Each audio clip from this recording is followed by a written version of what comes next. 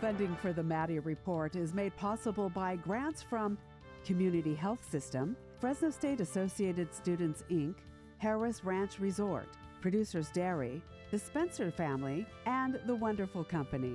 Additional support provided by the Maddy Institute, the Public Policy Institute for the Valley's 4 public universities. This is the Maddy Report with Executive Director of the Maddy Institute, Blake Zanti.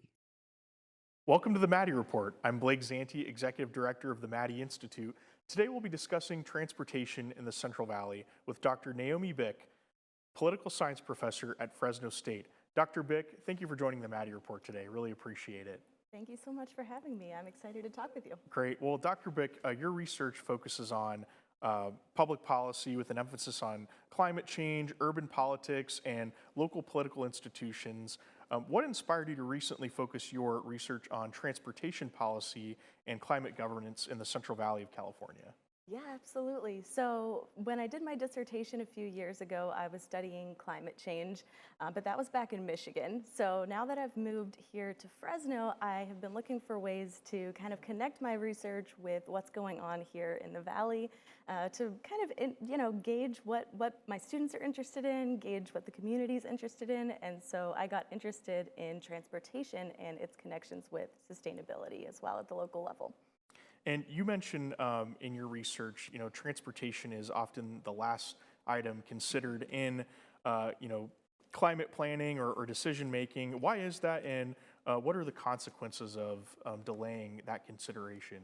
Yeah, absolutely. So as we maybe think about these two issues, transportation and climate change, I think that they don't always get connected in people's heads right away at the local government level, because for transportation, we mostly think about getting people from point A to point B, how's traffic flowing, what are the roads like, and we look at climate change as more of a long-term issue and long-term problem that, it takes a bigger kind of thing to fix.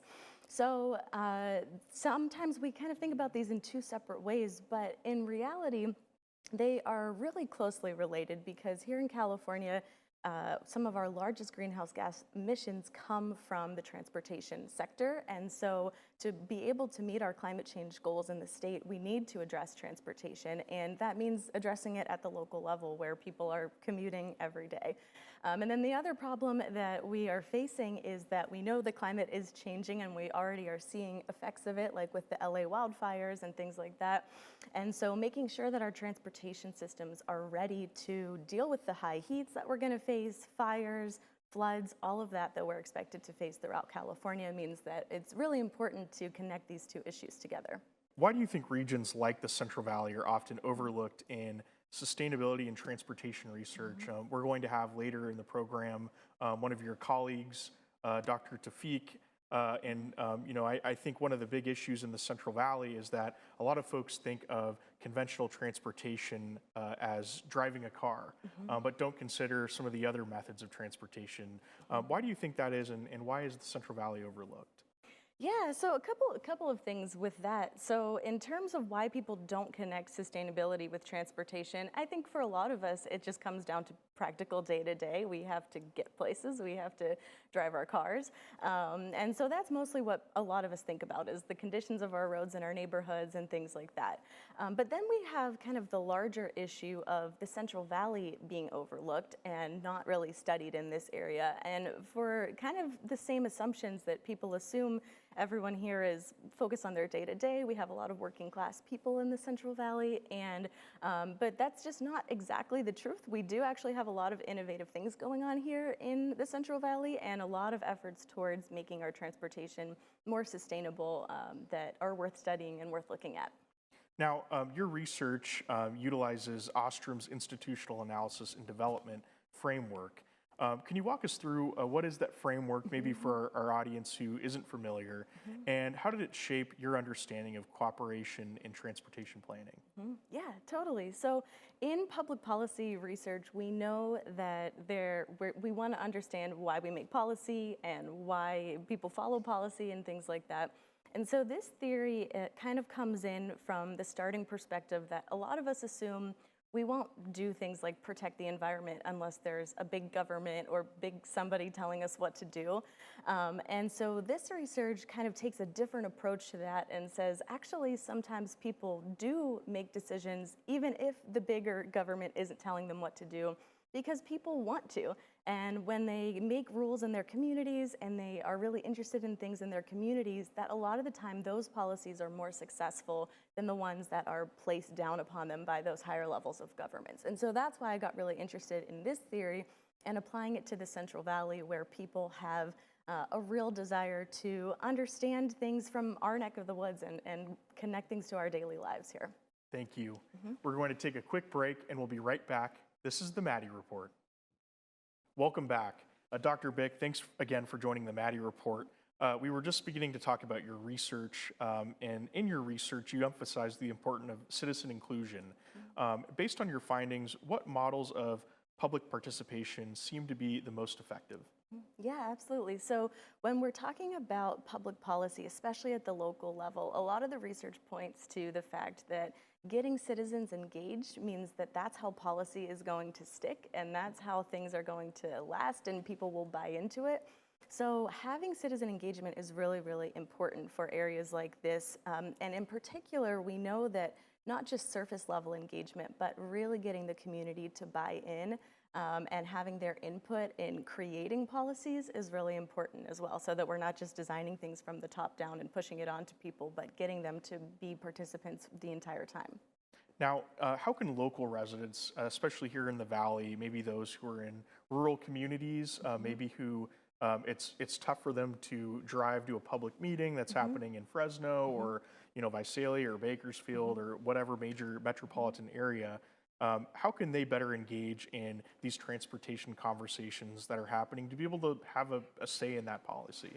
Yeah, for sure. So, I mean, there's a lot online nowadays, so I would encourage people to check out what's going on that they can find online. But even if they don't like the internet or want to use online participation, I would say the biggest way for people to engage is to become those leaders and talk with their neighbors, talk to people at church, talk to people wherever you are, at the park, wherever, and create those conversations yourself, because that is really what we need to see in rural areas to kind of get people connected and engaged in a lot of these issues. Now, what role should state and federal governments play in supporting rural and semi-rural areas like the Central Valley? Obviously, we have big cities, but we also have a lot of rural communities around us. With climate-conscious transportation planning, should the state or federal government have a role, and how can they support our local governments? Yeah, so for federal and state governments, they do have a lot of grants and opportunities for places like the Central Valley, and we do take advantage of them here in the Central Valley. But some of the things that I've come across in my research is that for local governments, it's not always enough just to have access to some money, but having training on how to apply for grants, how to use that grant money can be really important for these local governments. And then also having grants that aren't competitive, that local governments can have access to is a massive thing that can help small and rural communities in particular. And how can city, county, and regional officials work together to address some of these transportation challenges? And where is that cooperation falling short, do you think? Yeah, for sure. So they do work together quite a bit. I mean, you have to, right? You don't want your road to start in Fresno and end at the border of Clovis, right? You want things to be connected. And so our regional, county, and local governments do work together on a lot of various issues. But some of the challenges that they do face with working together is that they do have different constituencies. So that means regional governments are concerned about the whole region, and local governments are concerned about, their city. So kind of trying to match up what those different citizens want to do is a really important place for them to start to have better cooperation and coordination. And then another big thing too is engaging with citizens for those local and regional governments can really be a bridge and connecting point to better work together and foster government leadership as well. Well, Dr. Bick, that's all the time we have on the Maddy Report. Thank you so much for joining us on the program. Great to talk with you. We're going to take a quick break, and we'll be right back. This is the Maddy Report. Welcome back. Joining us is Dr. Aly Tawfik, an associate professor in the Department of Civil and Geomatics Engineering at California State University, Fresno, and director of the Transportation Institute. Dr. Tawfik, thanks for joining us on the Maddy Report today. My I really pleasure. appreciate it. Thank you for having. Well, what inspired you to focus your career on transportation systems engineering, and how has that passion translated into your work here in the Central Valley? That's a great question. So transportation affects our lives in so many different ways. Most of us do not even realize how much transportation affects our lives. But for instances, where do cities start? Why is Fresno in its location? And why is San Francisco in its location? Why is Los Angeles in this location? Most people would guess saying it's because of water access, but that's not quite accurate, because water exists everywhere. For example, Los Angeles has almost no water, but people still live there. And the reason is transportation. So people tend to live at transportation hubs. And it's not people who tend to live there, it's businesses. So businesses always need to have access to goods coming in, products going out. So businesses locate themselves at transportation hubs, at transportation junctions, and then people follow jobs, and that's where they live. But in addition to this, transportation affects our health. Air quality is primarily driven by transportation emissions, climate change, all the wildfires and the ag sufferings because of the drought or the severe weather changes. That's all. Transportation plays a big role in this. Now, in big cities like Los Angeles, where traffic congestion is a nightmare, and most people do not even realize that depression is linked to traffic congestion. So how much people spend, because humans are social beings. If you trap me in a car for an hour or two every day, it's normal that people's psyches will get affected. And suicides are linked to traffic congestion. So transportation affects commerce and businesses, economic development. So what attracted me to transportation is how much of an impact it has on our lives. In addition, I like working with others. I don't like living in a silo. So everybody works in transportation. So it's a highly multidisciplinary field. That's one reason as well that attracted me to transportation. And you're the director of the Fresno State Transportation Institute, in addition to your role as an associate professor. How do you envision the Fresno State Transportation Institute shaping the long-term future of mobility and sustainable transportation, not only here in Fresno County, but also beyond? And maybe also if you could touch on, I know the Fresno State Transportation Institute focuses on things like Measure C and others that are coming up. So if you wouldn't mind touching on that as well. Absolutely. So our objective at the Transportation Institute, or me as a professor in my field, is to plan for the next generation of planners and engineers. And this is our objective, whether it's at the Institute or my courses. I'm always driven by providing our students and our professionals with the most advanced knowledge, the most state-of-the-practice and state-of-the-art theories and applications, because we want the best for our region, not just for our region, but beyond.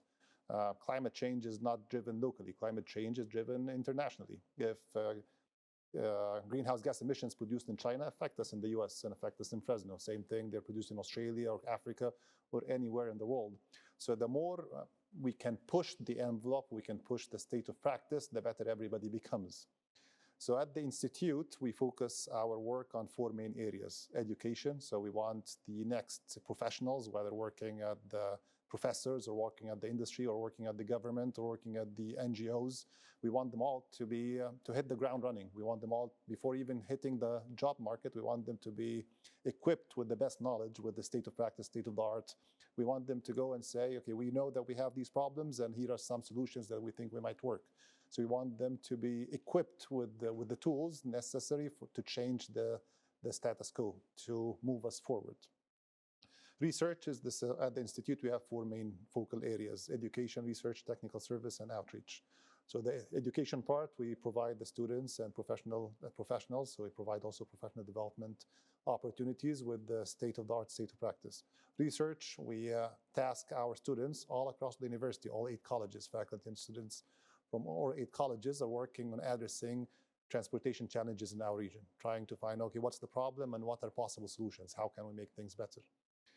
Technical service, we organize biannual conferences and summits where we invite the most knowledgeable and most famous scientists and planners and even politicians from all across the world, and we ask them, come and tell us what's your experiences. What have you tried and worked? What have you tried that didn't work? What challenges do you have? How are you thinking of solving them?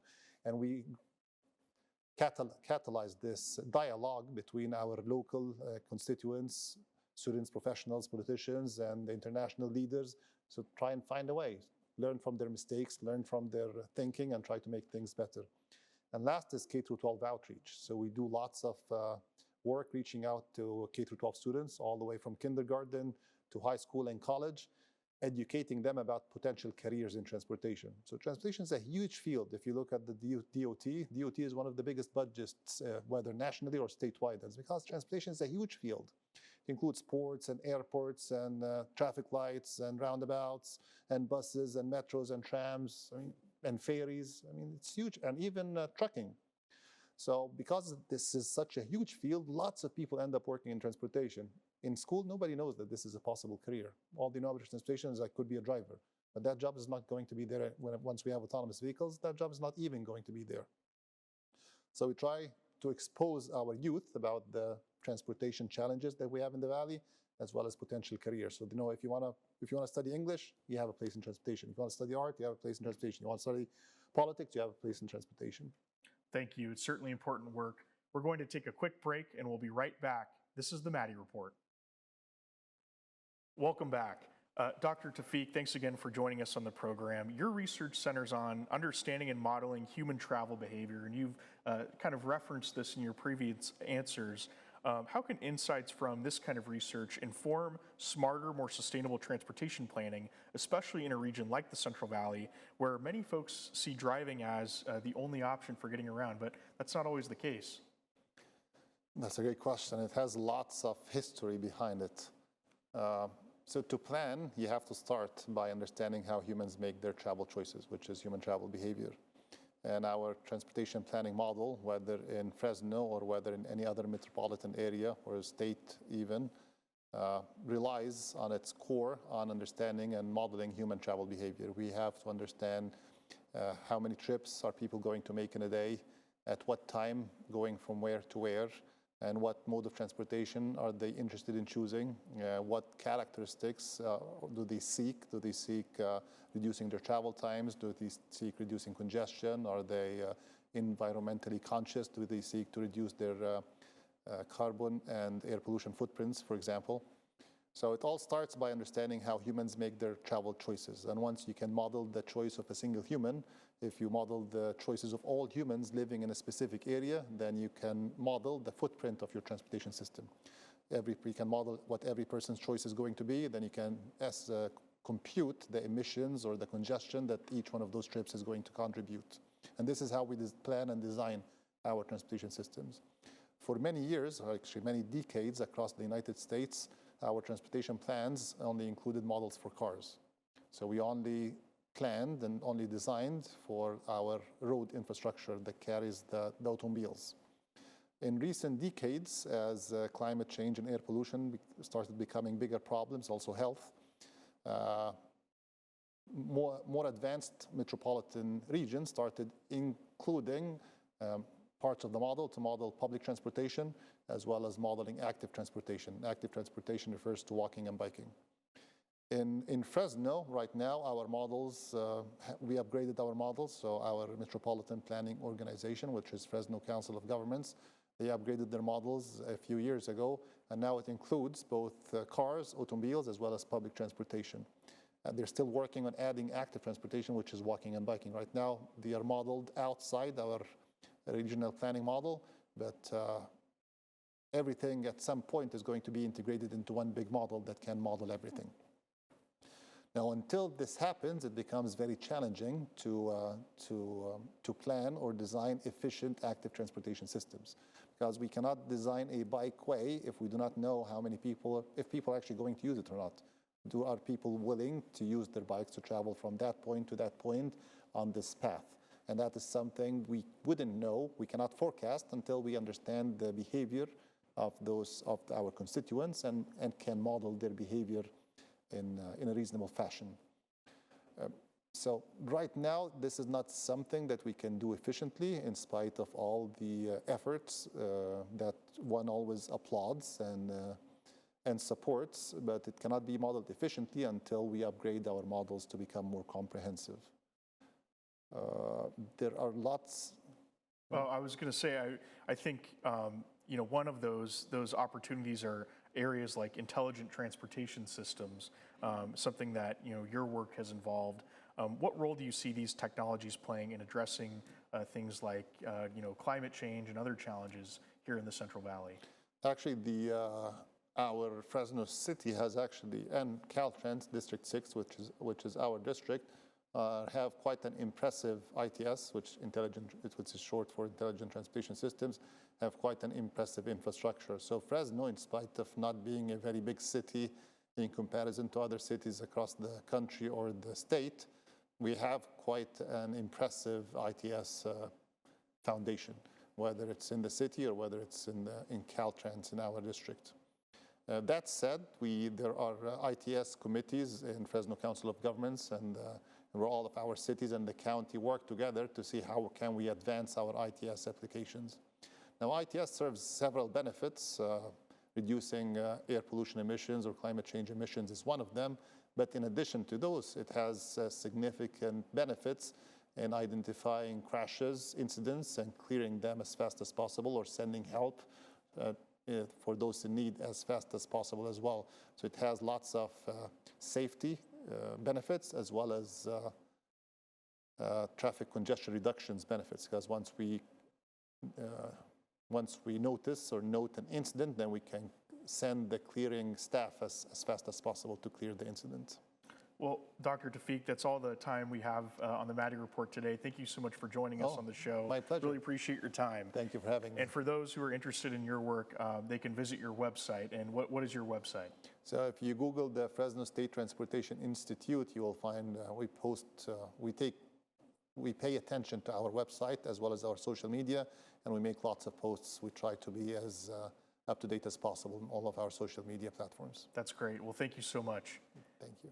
Thank you for watching the Maddy Report. To learn more about the Maddy Institute, visit our website at themaddyinstitute.org. Thank you. The views expressed in the Maddy Report are those of the individuals participating in the program and do not necessarily reflect the views of the Maddy Institute. If you'd like to share your thoughts about today's episode of the Maddy Report, please visit our website at maddyinstitute.com.